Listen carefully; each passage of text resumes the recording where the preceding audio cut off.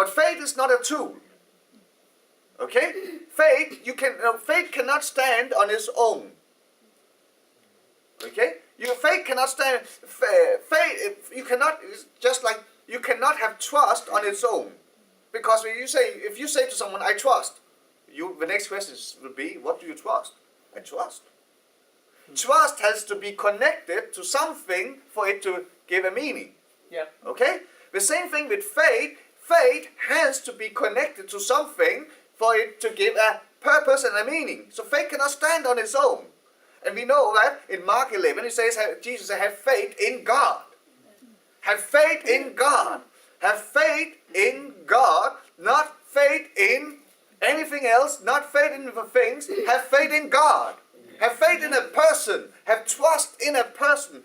And yesterday I was actually preparing in another line, but when I came across Matthew chapter 9, and this is the incident with the woman with the issue of blood, and it just, again, there's a new angle I want to give to you here that really changed a lot of things in what I've been brought up to believe, what I've been brought and trained to do, and in Matthew 9 and in verse 20. No, let's start from 18. While he spoke these things to them, behold, a ruler came and worshipped him, saying, "My daughter has just died, but come and lay your hand on her, and she will live."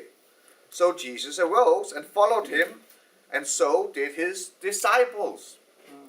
And suddenly a woman who had a flow of blood for 12 years came from behind and touched the hem of his garment. For she said to herself, "If only I may touch his garment, I shall be made well." But Jesus turned around, and when he saw her, he said, "Be of good cheer, daughter. Your faith has made you well." And the woman was made well from that hour. Okay? So here it is. We know the story that Jesus is on his way to this girl to minister to her, and in the middle of it there is a woman coming who have an issue of blood, who have a blood disease. Okay, and see, it says here, and this is what I just saw, and she said in verse 21, she said, "For she said to herself, if only I may touch his garment. If only I may touch his garment." You know, faith is not in the ability of God. She did not put her faith in the ability of God. You know, like we say, the way we do it today is that, God is the healer. One of his name is that he's the healer, so you can believe for healing. One of his name is he's El Shaddai, so you can believe for provision. So what we're doing is we put our faith in his ability. Okay?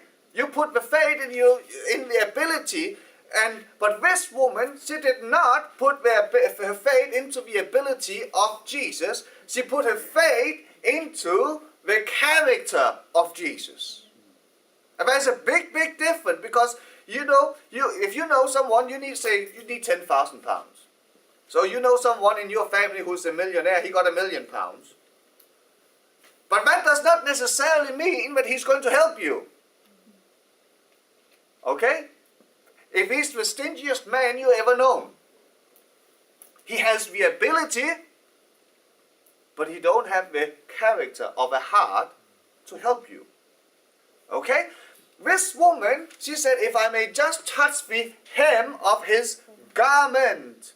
And in Malachi, it says that, I'll just read that for you. Malachi 4:2 says, "But unto you that fear my name shall the Son of Righteousness arise with healing in his wings." And for those of you who remember the talit, the prayer cloth, that the wings it refers to is the borders of the prayer shawl. Okay? So this woman, she knew that if she touched the hem of his garment, because she was a Jew, she knew Messiah will rise up with healing in his wings. Yes. So she did not put her faith in that Jesus is the healer. She put her faith in that Jesus is the Messiah. Yeah. Amen? And that is two different things, because Jesus is the healer, is in faith in his ability.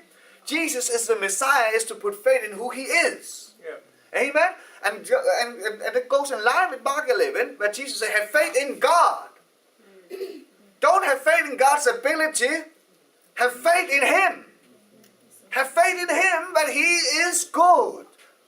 And His mercy endures forever. I don't put, Jesus, John 3:16 says that God so loved the world that He gave a doctrine, a set of rules, a set of ways of how to live your life, a set of ways of how to conduct your life. No, He gave a person called Jesus. Our faith is built on a person. Amen? Yeah. Not on knowledge, on a person. Okay? And when you go, if you carry on in that line, you will see, my people are destroyed for lack of knowledge. Yeah. So because we are brought up, most of us, you probably all in what we can call the Hellenistic way of thinking. Okay? The Greek way of thinking. That's how we still think. Okay? So we want to understand before we do. We worship the brain. So when we hear my people are destroyed because of lack of knowledge, okay, we think, okay, say I need healing. What do? We get as many healing tapes as possible, as many healing books as possible. If you need provision, you get hold of any prosperity book that you can get hold of. And when you bankrupt, because they're so expensive. Okay? And when we read, we listen, we read, we listen, we pray. No, we don't pray, we cry. Okay? And the bank account doesn't change. Do you know what I'm talking about? Yeah. You don't know what I'm talking about. That's wonderful. Okay? But what we are doing is that, God help me because you are El Shaddai. We put our faith in His ability and now we think, I don't know enough. I don't know enough. I need to know more. When do you know enough? Do you know what? I did not even know John 3:16 when I got saved. Did you know that? I didn't know John 3:16 when I got saved. I got to know it later. I didn't know where, you can, any new believer, you say, go to the book of Ecclesiastes. Ecclesiastes what?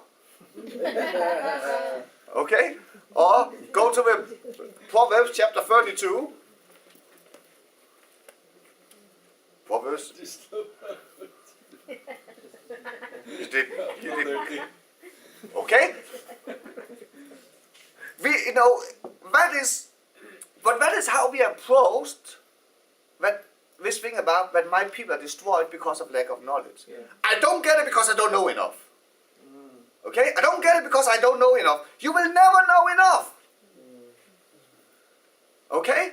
Do you know what? When you put your faith in your ability, when you put your faith in the ability, it's dependent upon you, of what you know. When you put your faith in the character of God, it depends upon Him. You don't need to know everything. Okay?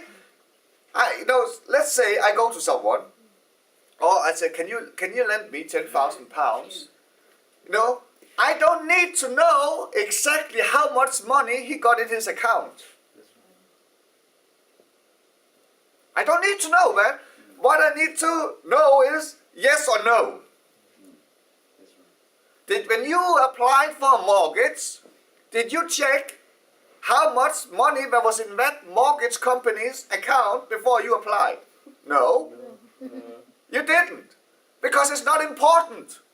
But that's what we do, if you understand this image, when we say, my people are destroyed because of lack of knowledge. But as I told you, Amplified 28:11, Proverbs 28:11, is the redeeming knowledge. It talks about heart. What you need to know is his heart. Yeah. Amen? It is heart you need to know. You need to know he is for you. He has accepted you. That's what you need to know. And from that base, you expand and you get to know more. Amen? When you got married, you didn't know everything about your spouse. No. No. There was a few surprises.